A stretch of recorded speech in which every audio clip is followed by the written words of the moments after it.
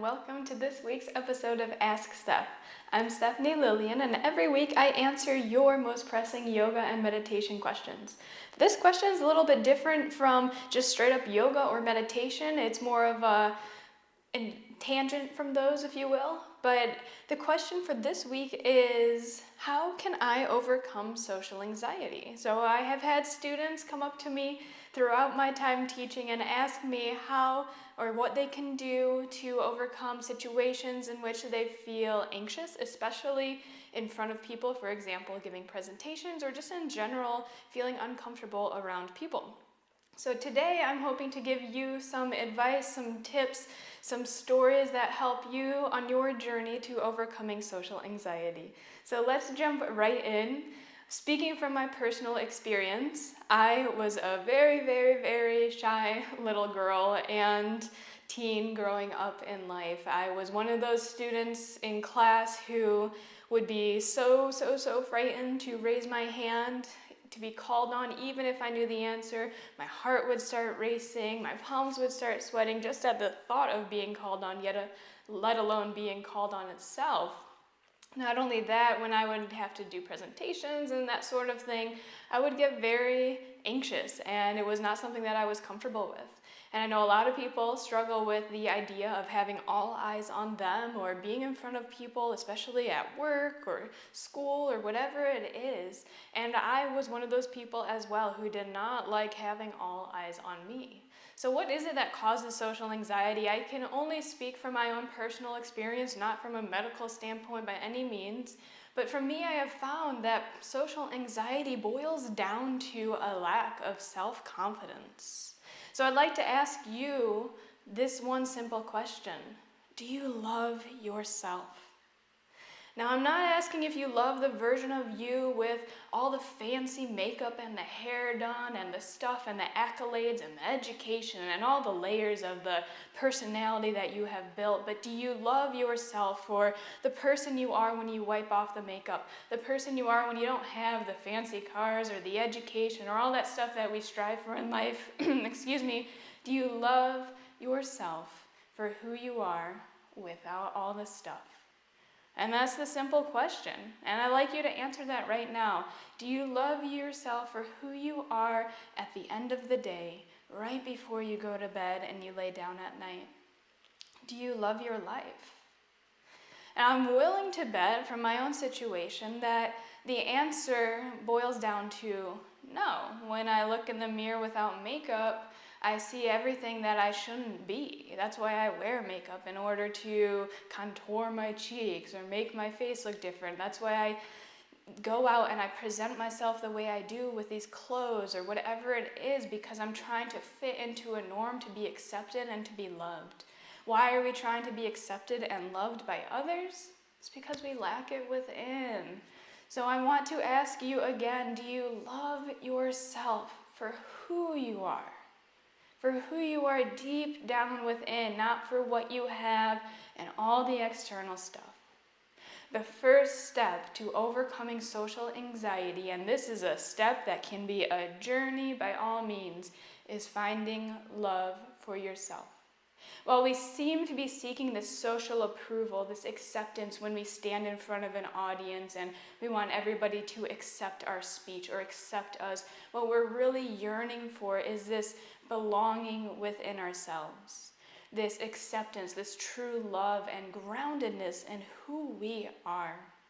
While it seems like we want everybody else to approve of us and for everybody else to make us feel better, that's just simply not the case. So again, I ask you, do you love yourself? What don't you love about yourself? What are you afraid of being judged upon when you step in front of a crowd, or if you are in a social situation? And take a moment, really reflect upon it. If you think about your most anxious social situation, what is the true root of it? What are you afraid of being judged on? What are you afraid of people thinking or saying about you? I'm here to tell you, more than anything, you are enough. You are enough as you are right now. You are good enough. Not because of things you have, not because of the way you look, but because you are exactly who you are. You are good enough. And once you truly begin to believe that truth, and it is a truth, your world will begin to change. You will no longer want to hide behind the wall. You will no longer want to not step in front of people. Because when you truly understand that you are enough, just as you are, then you will really want to bring who you are and the gifts that lie within you to the world to help others. So I challenge you to move beyond the thoughts that you need to change yourself in order to be accepted. Because in these days with social media and everything out and around us, we are constantly pressed with this image of who we need to become in order to be loved, who we need to be in order to be good enough, and finally find love and find happiness. But that's just what society tells us, and it's not the truth. I like to imagine, especially times when maybe I'm doubting myself, whatever you think is the master creator of the world, whether it's God or you find some sort of other belief system, I want you to imagine this superior being making a little doll. So whether it's a wooden doll, whatever it is, this creator, this divine being, is shaping and crafting this beautiful doll and painting it and making this beautiful creation, because this is the being that creates the mountains and the lakes and space and time and everything. And it's spending all this time creating this beautiful doll.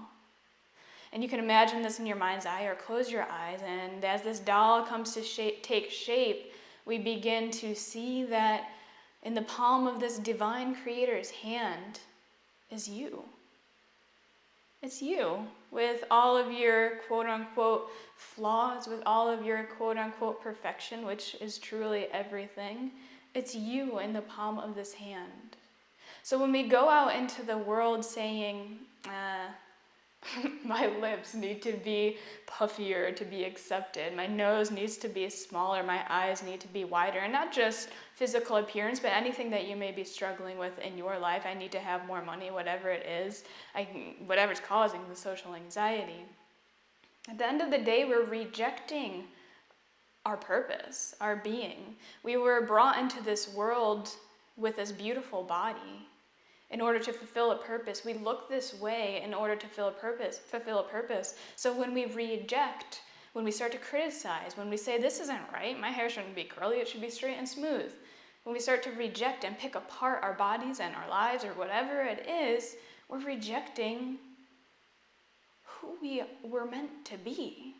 We were given this divine vessel and we're saying, that's not good enough. But the creator of all creation said, no, this is the body, this is the life that I have for you. So again, imagine that beautiful doll in this hand and the life, whatever it is that you have, it's perfection. It's designed to be exactly what it's meant to be, to fulfill a beautiful purpose. You, your body, your life, everything about you is created to fulfill a bigger purpose, and you're perfect just as you are. You are good enough, again, not because of things that you've accomplished or ways that you look or whatever it is, but you're good enough because you're here. You're you. You're beautiful. You're enough, just as you are. And I promise you, the more you begin to understand this through your heart, truly begin to believe this within the depths of your soul, that yearning for acceptance among others,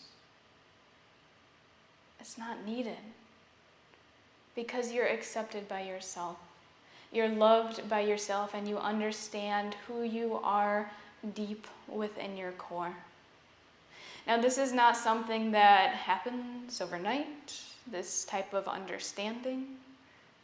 This is something that is a journey. It's something that takes unlearning and relearning concepts about yourself and your life, and ultimately diving within your heart and allowing it to be healed and to open. There's lots of layers as to why we think that we should look or be a certain way or how we have to present ourselves, but at the end of the day, other people are simply a mirror to our true feelings and ourselves. So when you have that social anxiety, you're stepping out in front of people, whatever it is, and you feel a certain way, it's not all those people that are doing that to you. It's them simply reflecting back to you how you feel within.